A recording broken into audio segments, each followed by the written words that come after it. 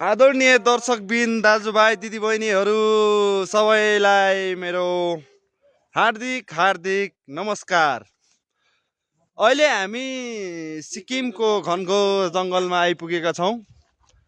एकदम घनघोर छ, एक्लै डर लाग्छ हैन? हुन्छ नि गाडी आउँछ।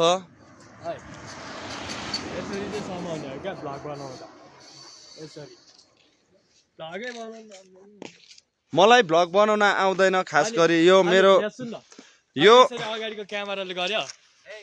मेरो पहिलो भ्लग र पहिलो दिन भ्लगको सुरुवात। अब सुरुवात त भइरहेछ हैन, भने जस्तै सुरुवात नै भएको छैन। अनि फेरि हिँडे भ्लग कस्तो होला हैन, सोचे म जिन्दगीभर मेरो फेरि ठुलो सपना भ्लगर बन्ने ठुलो सपना। तर कहिले पनि क्यामेरा तेर्स्याएर बोल्ने आँट आएन मलाई। जिन्दगी लाज लाग्ने हैन। अनि आज चाहिँ टाढा आएको छु नेपाल भन्दा। आज 4 दिन भयो। आज 4 दिन भएन नि? अनि आज 4 दिन भयो।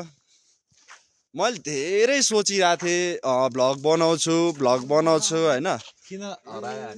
हुन्छ नि, धेरै कोसिस पनि गरेको मैले, धेरै बनाउँछु बोल्छु हैन। साथीभाइ दिदीबहिनी दाजुभाइ हैन, अब साना ठुलादेखि लिएर बुढासम्मलाई मेरो कुरा कस्तो लाग्छ सुनाउँछु पनि भनेर सोच्थेँ हैन।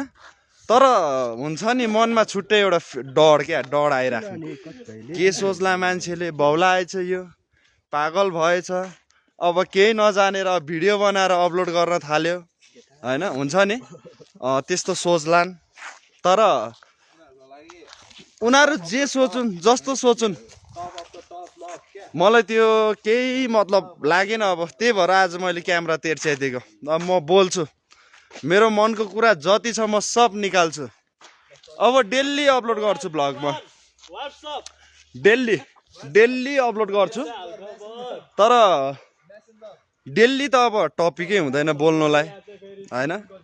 अब हुन्छ नि एउटा टपिक चाहिन्छ बोल्नुलाई, तर मलाई केही चाहिँदैन टपिक सपिक। म बोलिदिन्छु त्यत्तिकै, जे मनमा आउँछ त्यही त बोल्दिनँ हैन। भयो नि राम्रो नराम्रो शब्दहरू कस्तो हुन्छ नि, कस्तो होइन सस्तो क्या, सस्तोवाला बोल्छु। महँगो त अब कुरै भएन, महँगो त के कुरा गर्नु हैन। र अब आजदेखि डेली भ्लग चाहिँ स्योर अपलोड भयो हैन। अब यति भन्दा नि अझ नि हुन्छ नि मनमा कुराहरू यति छ कि अझ नि क्या, अब बोल्नै सकिरहेको छैन कि म। अब के सोच्ला क्यामेराको अगाडि, त्यही पनि अब मान्छेले के सोच्ला के भन्ला हैन। अब कस्तो सोच्ला उनीहरूले, अब यो त बौलाएछ फेरि भन्ला, के भन्ला कस्तो भन्ला। किन अब केही काम पाएन यसले, अब केही काम पाएन। अब बास यो बौलाए, केही काम नपाएर यही गरे होला हैन। भिडियो बनायो बौला जस्तो भन्ने सोचिरह होला, त्यो पनि हैन। अब खाली टाइममा यति टाढा आएको छु। सिक्किम त थाहा होला हजुरहरूलाई हैन। सिक्किम आएको छु म अहिले। सिक्किममा आएको त 4 दिन भइसक्यो।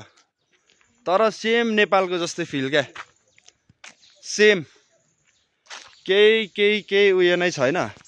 सेम नेपालकै फिलिङ आउँछ हैन। यहाँ हुन्छ गुरुहरू हुनुहुन्छ यहाँ, जे होस् अब यहाँ चाहिँ एकदम हुन्छ नि सब यताउति सब जता नि गयो जता नि गुरुहरू मात्र देखिन्छ प्राय। लामा गुरुहरू हुनुहुँदो रहेछ सिक्किमतिर बढी नै। अनि फेरि यहाँको चाहिँ एकदम राम्रो नेम भने चाहिँ चुरोट दारू पानी हैन, केही खानै नपाउने रे। अब मलाई पनि थाहा छैन, 2-3 दिन भइरहेछ, भर्खर त आएको।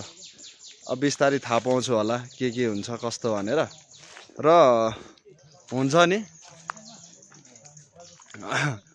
अब यहाँनिर चुरोट खान नपाइने रे हैन, दारू खान नपाइने रे, दारू नभनाउनु सिम्पल रक्सी नेपालीमा रक्सी खान नपाइने रे हुन्छ नि।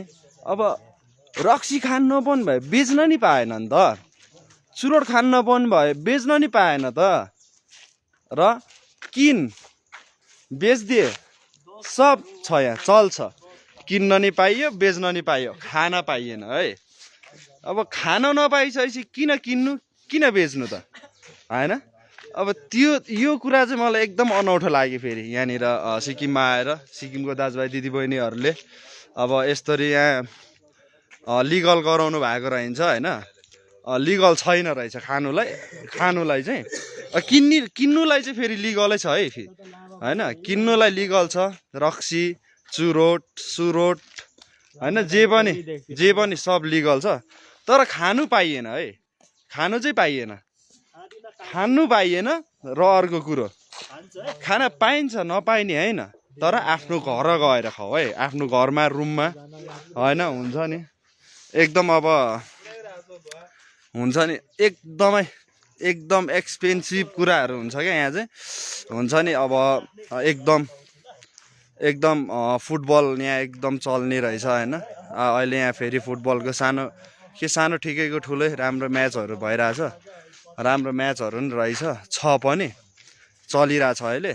अब हुन्छ नि सिक्किममा धेरै कुरा थाहा पाएँ मैले चाहिँ। अब भर्खर अरू त बाँकी नै छ थाहा पाउनुलाई। आजको लागि चाहिँ धेरै नै भयो कुरा होइन, अब धेरै नै भयो कुरा होइन। त्यही भएर आजको लागि यो भ्लग यहीँनिर बन्द गरिदिन्छु। र अर्को भ्लग अहिले यस्तो होइन कहिले हुन्छ भोलि फेरि यतिखेर नयाँ भ्लग अपलोड है त। ल दाजुभाइ दिदीबहिनीहरू सबैलाई ह्याभ अ गुड डे होइन, बुढादेखि बच्चासम्म सबैको लागि। ल त बाई बाई।